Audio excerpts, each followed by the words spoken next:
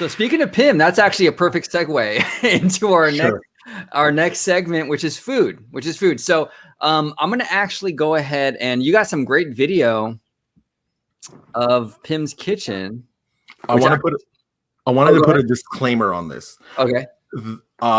There is still somewhat of a mobile ordering issue with Pim Kitchen and Pim Lab at the moment.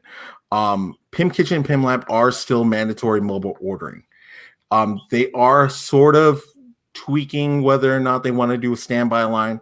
I accidentally got in a standby line for Pim Kitchen when I did a mobile order. I stood in that line for about 10 minutes and the line did not move. So they're only opening it up certain times of the day if you want to go ahead and order. The mobile ordering system opened up at 8 o'clock that day for me, and I just grabbed what I could. That was the fastest I've ever seen times go for mobile ordering. They disappeared as soon as you were looking at a time. You had to hit a time as soon as you wanted. Well, so I knew. I'm sorry to interrupt you. I just had a quick question before it leaves me. At the time when I do know people, they ordered their food really early in the morning, and they didn't have a pickup time till like 4 p.m. Correct. So from the time, what was your time when you started the mobile order, and then your pickup time? So the time I did my mobile order was a little bit after 8 o'clock. So I would probably say about 8:05. And the earliest I was earliest I could do a pickup was 11:40. Wow. Okay. And my friends who were right behind me were doing it as fast as they could, and they didn't get their pickup until 3 o'clock. So seconds matter. I mean, my chat reported that morning.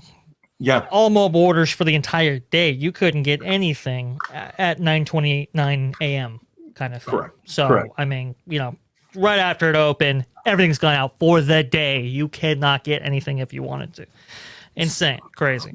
Incredible. So the best advice is if you're going with a group of friends or family, kind of know what you want to get beforehand. That way, when it's coming to ordering time, you know what you want.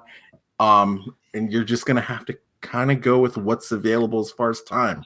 The one thing that I will say is my friends were able to get the boarding groups for the morning, and their pickup time was at the same time as they were on the ride. So when they got off the ride for Pim Lab, it bumped their drinks over to 8 o'clock at night. Oh, what? And That's madness. They went over to the cast member and they said, "Hey, we were on the Web Slingers attraction. Can you guys do something? Because we were just in line for the ride and we were experiencing the attraction while our mobile order."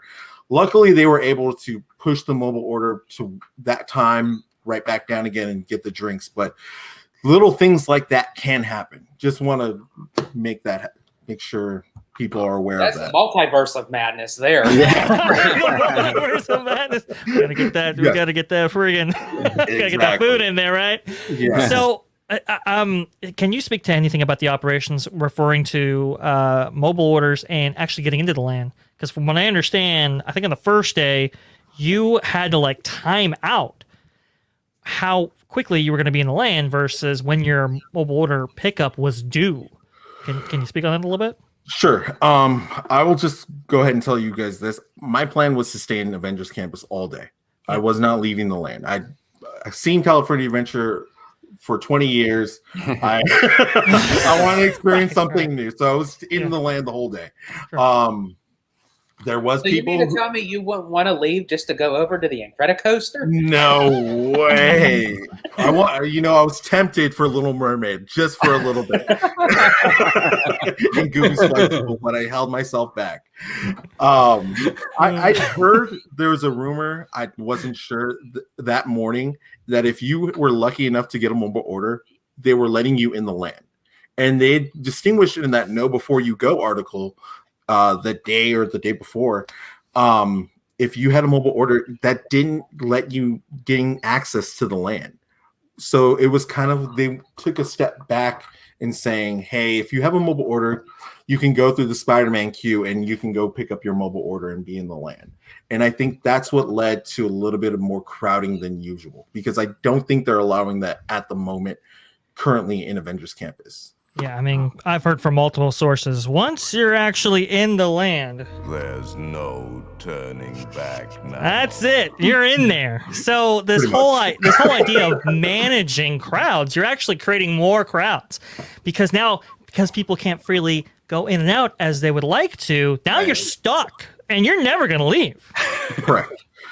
And that's back now. And that's I think is the problem.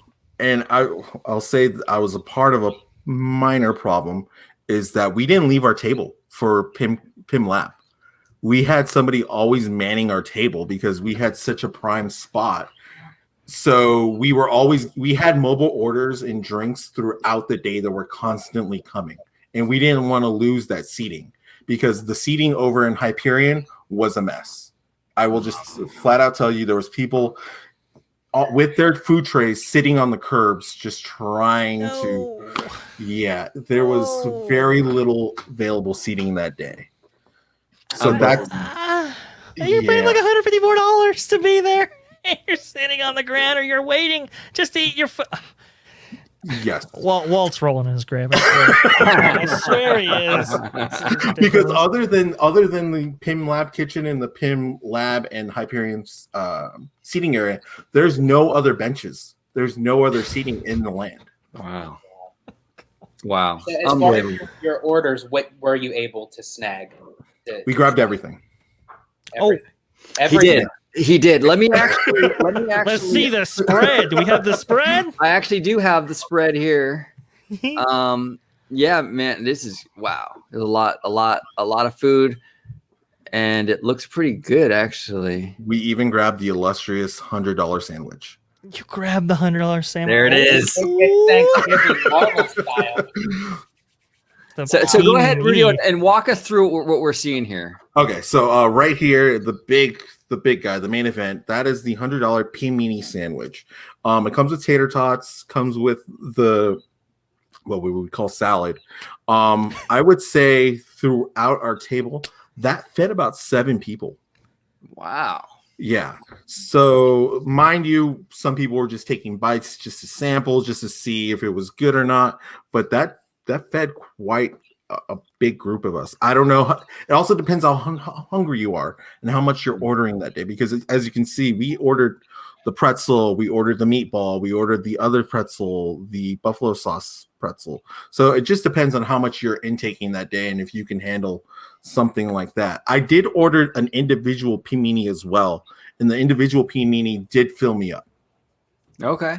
So cool. If you try the one item that was kind of interesting to me was the I don't know the title of it, but it's the chicken sandwich where it's like an oversized chicken. Yeah, I did have that. How was that? There's 2 renditions of that. There's the kids meal version, and then there's the adult meal. The adult meal has coleslaw on top of it. So they basically grabbed what I'll say is an enlarged. If you've ever had the chicken breasts or the chicken tenders from Jack in the Box.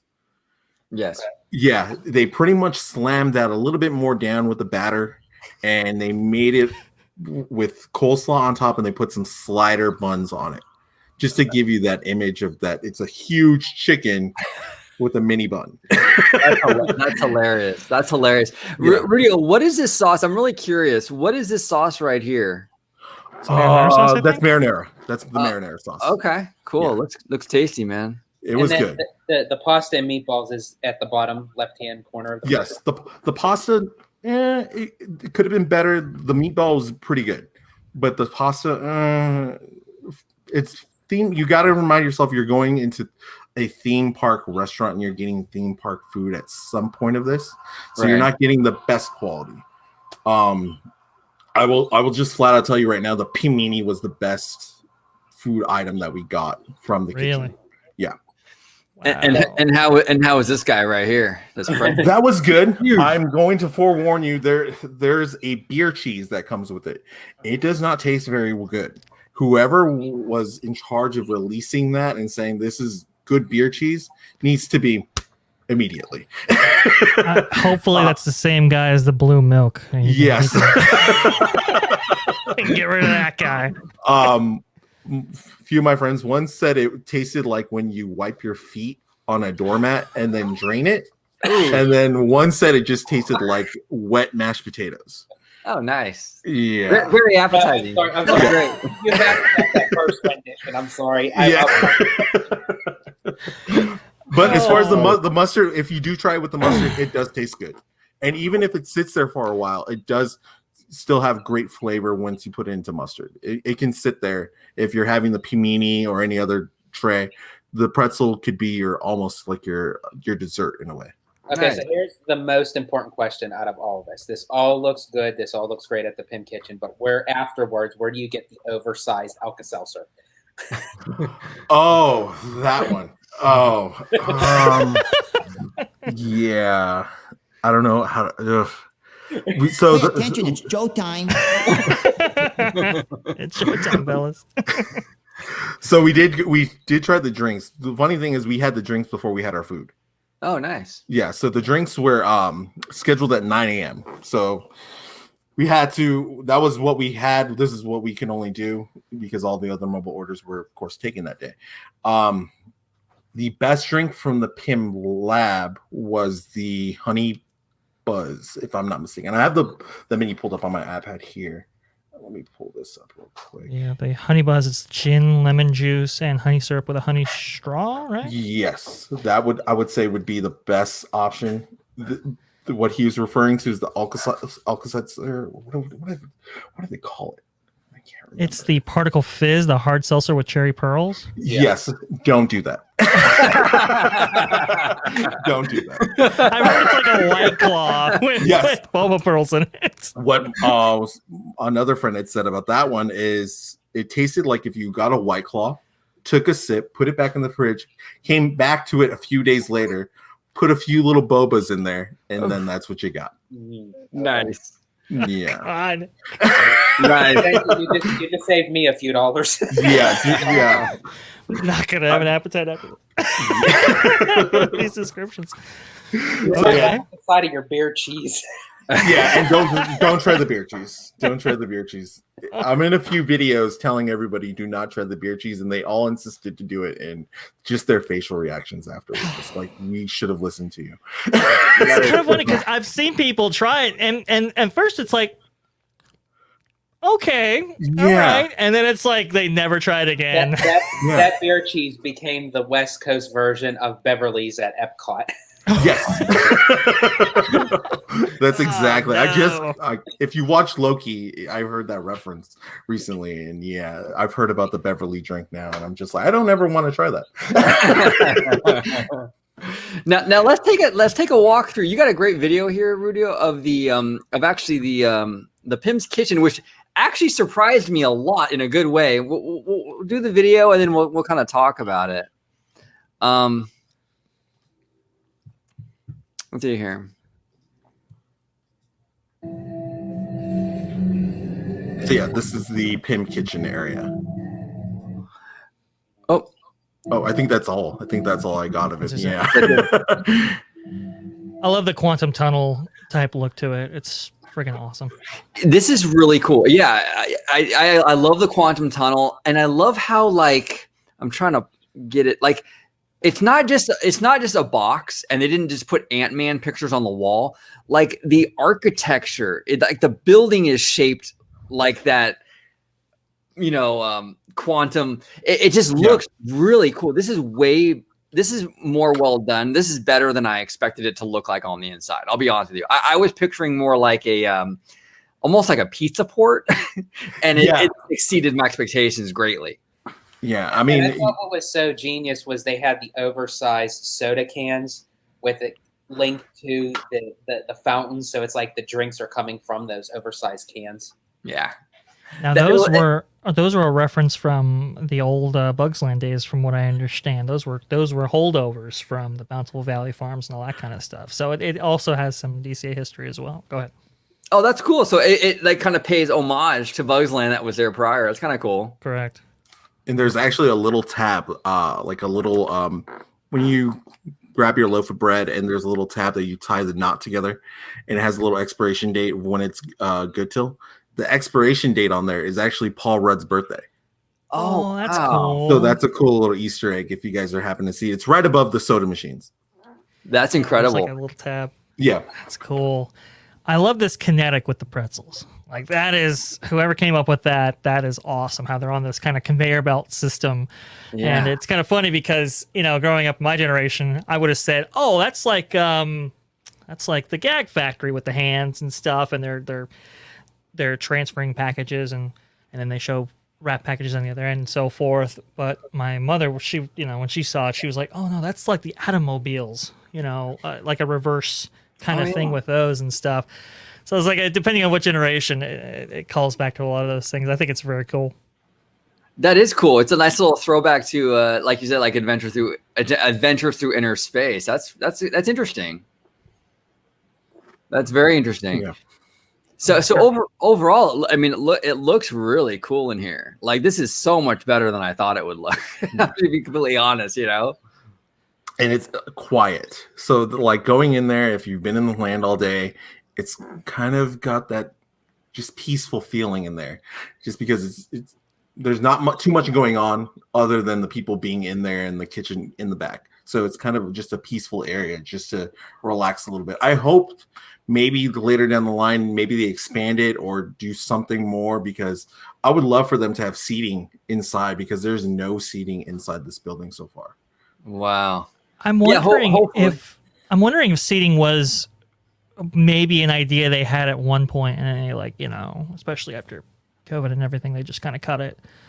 Did you get that impression at all?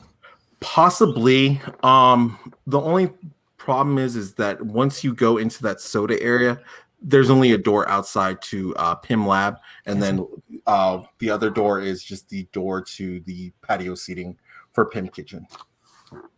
Gotcha. Which makes me wonder that once they start raising the capacity starting July 1st, is what I heard, of how really it's going to get jam-packed, of not being able to maneuver people as far as having the seating goes over there. That will be interesting. The whole concept of seating in this area, I don't know where they find a solution. The only thing that I'm thinking of, and this is just a shoot, possibly opening up more of that area in the Hollywood land, as far as maybe putting a barricade and then allowing people to sit closer to where Monsters Inc. is at, or where that Captain Marvel area was at. Because the other thing I will mention is there's only one set of bathrooms in the land. So if you are going into the land, I would say use the restroom beforehand and then go into the land, because I want to say it was about a 45-minute wait. My friend's girlfriend waited for the women's restrooms. Wow. Yeah. I was in line for roughly about 10-15 minutes, but if you're on the female spectrum, yeah. Now I remember those restrooms back from the Bugs Land days. Those were small. I mean, they're still small. They're still the same bathroom. Yeah. A lot of people. Wow. Yeah. So I would say for men wise, because I can't speak to the women's restroom, 3 stalls, 3 urinals. Okay. Oh, wow.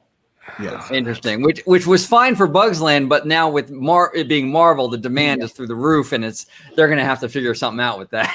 In a land that's pushing you to buy food and drinks, this is not a really good idea. That's a good point. Nobody. Yeah. Now, the eating area where you guys did have a table, I have heard that there's standing, that there's chairs that are more stool shaped in terms of they kind of push your height up. Was seating, once you got a seat, was that kind of an issue, or how'd that all work? Once you have a seat, you're pretty much standing guard to your area as much as you can. There is seating inside towards the Pim Lab area. So the Pim Lab, it's kind of designed like a pool bar. So you have the central area of the bar, and then you have stand-up seating, stool seating around that area. And there's not very much of it. Once you're out of that area, there's patio seating for Pim Lab, and I would say in that area, I would say maybe there's about 7-8 tables. Oh man. Yeah. I mean, Yeah. I mean, there are thousands of people on this land. That's just not Yes. enough. Oh my Yeah. goodness! I could definitely see now why they use the Hyperion seating area and stuff like that. That Yeah. desperately needed. It looks like. Yeah, and even in that area, there's quite a space, but because of the social distancing and the protocols that they got to go through with that, they aren't as tight as they need to be, and so I can see them maybe adding more tables to that area once June 15th comes along and the rumored social distancing goes away. But I think in time they're going to have to do something because, as I said, once the capacity gets higher and more of a demand for people now to see Avengers Campus, they're going to have a place to put these people. Yeah, and to speak to the operation just a little bit, I mean, people are like, well, June 15th, we can increase operations. It's like, well, you know, even if you do get rid of social distancing, a lot of the tables and chairs they have for people to dine in are just spread around the park, you know, and you do those for a couple of reasons, but, you know, if people are still wearing masks and they want to, take their masks off for a second, are they going to overwhelm dining areas? You know, where do those tables and chairs come from or go? It's they got a lot of operational headaches ahead of them, even with these with the lifting of some of these restrictions. It's going to be fascinating to see how this all works itself out. And you have to put out the fact too is that there's more carts over in that Hyperion area. So the Terravan Treats, that line starts and loops around towards back to where the Guardian store's at. And then there's Shawarma Palace 2, which is where the old popcorn pretzel cart was at in front of the Hyperion. So you do not only do you have people trying to find seats in that area, you also have two big lines of people trying to buy treats in that area as well. Wow. Okay, so yeah, there's a lot of cross pollination there. Did you I mean, how was it trying? I mean, did you see people try to navigate kind of getting one of these trays with these huge pretzels on it and stuff like that, trying to get to those areas? I mean, that's got to be an operational nightmare. Oh, yeah. Oh, boy. As we were probably one of the first tables people see once they walk out of the kitchen area, there was a lot of people asking, are you guys moving? Are you guys leaving soon? And we kindly said, you know what, we're going to be here for a while. I would probably take a look somewhere else just because we have people coming in and out. Just because we were friends with the table next to us, we were kind of like guarding the area, I would say. Because if somebody knew someone was coming, they'd say, hey, come to this table.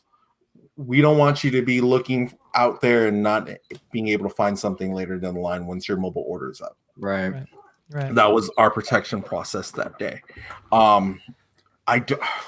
Hopefully you're in there with another person who can kind of tag team it and go, okay, you go find a chair, I go pick up the food. You know, it's a divide and conquer. You have to divide and conquer that day. Yeah. If you are going with a group of friends, divide and conquer. Say, hey, you know what? I kind of want to go watch Spider-Man. If you can hang back for a little bit, I'll go watch Spider-Man. Then you can go watch Spider-Man. That's the good thing about these shows going on along the days, that you can have these shifts pretty much just to see certain things and whatnot. So, like I said, divide and conquer. If you're willing to sit there in the sun, like I said, other thing, there is no shade in this land. I will tell you that. There is absolutely very little shade in this land. The landscaping from Spider-Man is probably as much as you're going to get as far as shade coming in, and it is very minimal. Wow. If that's the case, I burn, so they might as well should just use me for the land because I'm going to end up looking like Red Skull. You could be the walk around character with Captain America fighting on the building. Just start with the costume or all that first, and then you'll be right in. Yeah. But I mean, in a park starved for shade as it is, I mean, we just got does one of these, yay, and Cars Land, which is has some shade issues, and now this. It's like, come on, man. Just give us a little bit of shade. Yeah. Oh, God. Well, now Rudio, is it a lack of trees in general, or did they plant baby trees that aren't full grown yet?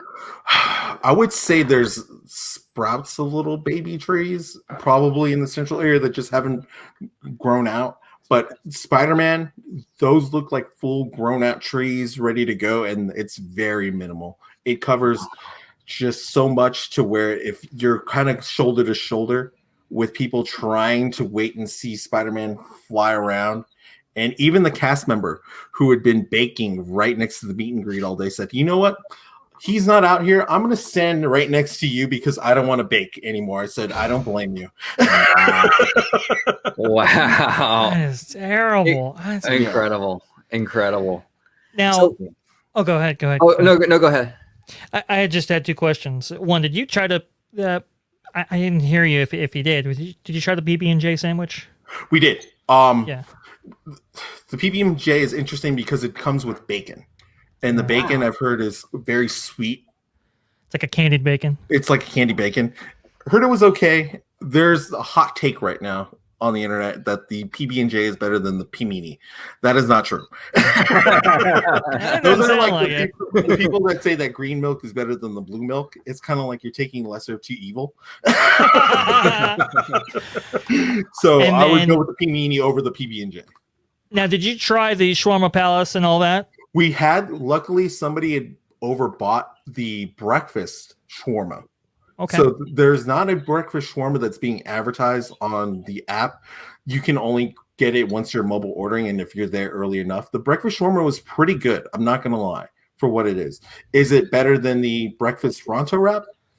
Not going to go there, but it is good for what's available. I'm not familiar with shawarma, so going in there, I was blind. I didn't know what it tasted like, and it tasted pretty good to my liking.